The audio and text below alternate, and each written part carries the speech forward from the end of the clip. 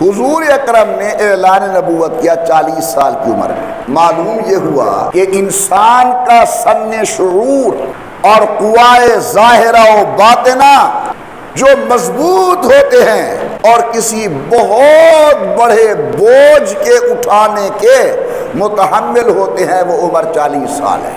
حضور اکرم کی عمر 40 سال ہوئی، اللہ نے بوجھ دے دیا، انا سنلقی علیک قولا ثقیلا، قرآن آ گیا۔ یہاں سے معلوم ہوا کہ بہت بڑا بوجھ نبوت والا، رسالت والا یہ انسان اٹھاتا ہے یا اللہ اسے اٹھواتا ہے جب عمر 40 سال ہو جائے۔ اب حضور کے بعد نبوت ہے نہیں، اب چلنی ہے خلافت۔ وعد اللہ الذین آمنوا منکم وعملوا الصالحات لیستخلفنہم فی الارض۔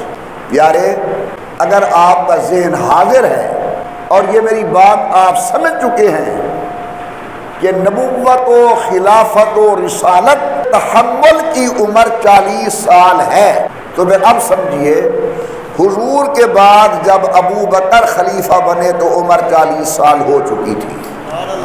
ابو بکر کے بعد جب امیر عمر خلیفہ بنے تو عمر 40 سال ہو چکی تھی۔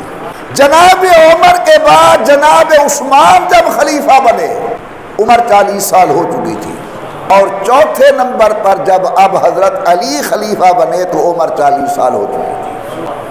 اگر ہم یہ مان لیں کہ حضور کے بعد خلافت علی المرتضیٰ کے پاس گئی تو یہ چیز عظمت نبوت کے خلاف ہے کہ نبی تو بوجھ اٹھائے 40 سال کی عمر میں اور علی بوجھ اٹھائے 40 سال سے پہلے۔